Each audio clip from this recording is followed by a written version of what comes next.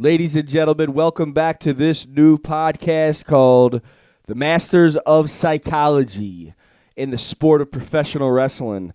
Today we are going to be talking about none other than Mr. Oozin Machismo, Scott Hall, otherwise known as Razor Ramon, otherwise known as the bad guy, Chico.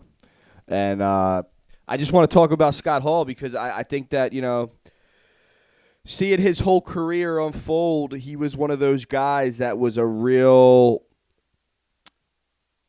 heavy hitter for whatever team he was on, and there's nothing that proves that stronger than what he did for World Championship Wrestling with the New World Order invasion of WCW. The NWO changed the world of professional wrestling forever, and it started with this man right here, Scott Hall. So I caught some of Scott Hall's stuff in AWA later on, and he was, very, very, jacked up individual around that time. I mean, I didn't catch him until he got into the WWF, and he was going by Razor Ramon. And he wasn't nearly as jacked up as he was in AWA. In AWA, he looked like a bodybuilder. By the time he got to the WWF, he had more of a slender build and more of a presence about him. And he was doing the Scarface gimmick, man. And apparently he walked into Vince McMahon's office and said, "Vince, I'll do whatever you want me to do. I'll be the bad guy." And he did the whole Scarface thing there, and Vince hired him on the spot. Razor Ramon worked in the WWF for, a number of years. I think it was from 92 to 96. And, the early days, he was, a real heel and was going up against some pretty big guys because he was put in a position with some other big guys, like people like Flair and Kurt Hennig and, I think Sid Vicious was around back then as Sid Justice. There was a lot going on back then. And, Razor Ramon was there during the whole Bret Hart run. Bret Hart had a big run back then. I remember him and, Bob Backlund going at it, and Bret and Owen. And, Shawn Michaels had his, rise to fame in this era. And, it was an interesting time period for professional wrestling. It was after the steroid trial, so there was a shift from, the big guys like Hogan and guys like that, and then over to the smaller guys like Bret and Shawn. Razor Ramon, I would say, started to kind of climb the ladder slowly in the WWF, but he did climb the ladder. Not just poking fun at the ladder match that he had, because that was a great match. But when Kevin Nash came in, Diesel, and his rise to fame started to happen in the WWF, it was kind of interesting not knowing about all the click behind the scenes antics that they were pulling, because, I stopped watching the WWF in 95. I remember that, and I remember saying, this shit sucks. I don't want to watch this shit anymore. And shortly thereafter, my friend talked me into watching, what was it? It was around the time of Mind Games, which we came back for, and that was in Philly, so we watched that. Or it might have been Buried Alive. I can't even remember, because I remember one was on pay-per-view, and then we saw the next one. But I got back into wrestling because I heard about what was going on, with the Hollywood Blondes and shit like that. And I then got back into it when this moment happened, when Scott Hall came out in WCW, out from the crowd, instructed by Larry Zbyszko to make it really seem like he was not with World Championship Wrestling, but more, somebody who's working up north in the WWF and then coming down south whenever he wanted, just to kind of drop in on people and maybe beat some ass. And his promo, I went back and watched today. It was really good. He was talking, about how, they wanted a war, they're going to get one. And that was the big turning point in pro wrestling history because they built that up with Scott, and then they lured Kevin Nash down there as well with the money. Scott Hall also went down there for the money. That's why he left the WWF. Same thing with Kevin Nash. Less days on the road, more money. They said, fuck it, let's go down there.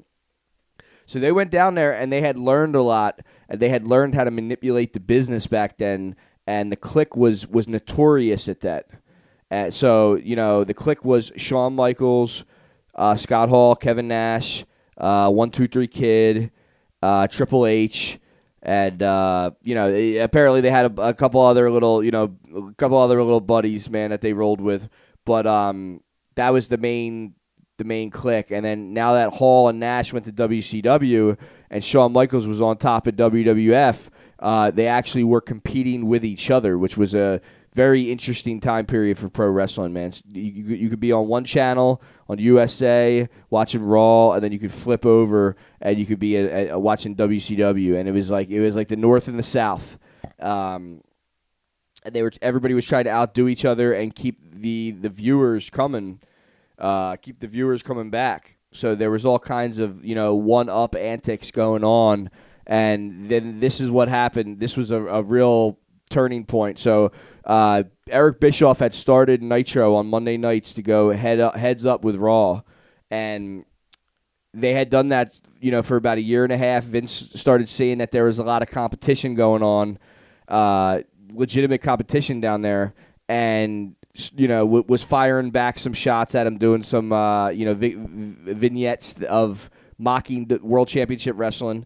But then what happened is Eric Bischoff had been studying Japanese wrestling, and he started to utilize the more reality-based stuff with people like Scott Hall and Kevin Nash, and then he pulled the ultimate swerve of a lifetime that every wrestling fan had waited for too long. They turned Hulk Hogan into a heel. And the way they did that was at Bash at the Beach 96. Scott Hall and Kevin Nash had a mystery man, and nobody knew who he was. And Scott Hall and Kevin Nash were fighting this whole match. And then out of nowhere, the fan favorite Hulk Hogan comes down to the ring, who had been a fan favorite for way too long, if you ask me. He comes into the ring. He does the unthinkable. He drops the leg. And he joins Hall and Nash, and the crowd just goes crazy, and they're fucking throwing trash in the ring, and Hall, Nash, and Hogan are all just fucking swimming in trash and celebrating, and it was just one of the craziest moments that turned the tables in the Monday Night Wars between WWF and WCW. And I have to say this because a lot of people that are younger than me, they don't really understand that WCW they almost won that war many times. Many times they had the WWF with their back up against the wall, and they were taking some of their biggest stars. Ted Turner had a lot of bread, so he could pull that kind of shit off. And Bischoff had the checkbook, so it was just, once they got Bret Hart over there, I thought that was going to be a wrap. I really did. I remember when that happened, because I was watching the Screwjob at my house when that happened, and then, we went right on the internet that night, and we were checking things out, and, Bret was on his way to WCW, and then he showed up, and, he had, so much heat with Vince McMahon at that time. Bret would have been the guy to have been able to take Vince down, but that is not what happened. Instead, Vince McMahon fought back by becoming his own character on television and going up against people like Stone Cold, and giving the royal chair to The Rock, I should say. If it wasn't for The Rock, WCW might have won the whole war, and WWF might have been out of business. I don't know, because The Rock was the big turning point. Like Stone Cold was a huge turning point, but then The Rock was the solidifier and all that. But, Scott Hall, who was big upped by Mean Gene Okerlund as having one of the greatest minds in the business, he said anybody who was starting a wrestling company and was serious about wanting to have somebody, around that really knew what they were talking about, he said Scott Hall would actually be one of the great people to work with in that sense. And I know that Scott Hall gets a bad rep for his, heavy drinking, heavy drug usage, or whatever it is, and overall attitude for being a very moody guy. He also, you have to give credit where credit's due. He's absolutely one of the greatest fucking minds in the wrestling business. And the NWO, the whole thing, the way it was pulled off, never been done before in pro wrestling quite like that. Bischoff might have got some ideas from Japan, but these guys at this time period hit it out the park. And it was Scott Hall who, was kind of the attitude of the group. Kind of the street, keeping it street more than anybody else. And Kevin Nash was, like an enforcer, somebody that could just throw, people around. He was bigger than everybody. And then when they turned Hogan heel and Hogan ran with it, really good for a very long time, they had their own flavor of being a gang. With Hall and Nash, they were kind of, doing a little bit of like a street hip-hop thing, in kind of like a Florida, Detroit kind of way. And then you got somebody like Hogan who's doing like his Hell's Angels vibe with it and, trying to throw fireballs in matches and shit like that, like on some Japanese shit. And at the same time, this is 1996, so you have, in sports, you have, still that, what's the word I'm looking for? Still that stage of huge athletes, like people like Michael Jordan or Allen Iverson or, Shaquille O'Neal. There's still this gigantic stage of sports athletes that are in the mainstream and holding up the entertainment world. And, I think that Scott Hall, Kevin Nash, Hulk Hogan, and the rest of the NWO all tapped into that very nicely because, to me, the NWO was basically an encore in the world of professional wrestling because, in the world of professional wrestling, it had gotten so big at certain times that, at this point, I would say that the golden era had turned into an encore era, and we were seeing guys that really know entertainment, and all the other things that go into entertainment. It's not just one thing. It's a melting pot, and these guys pulled it off better than anybody that I've ever seen in my life. And that's not just WCW or the NWO either. That's also, I have to give credit where credit's due, that's also the WWF, and that's also ECW, because ECW was actually at the forefront of this whole reality-based movement.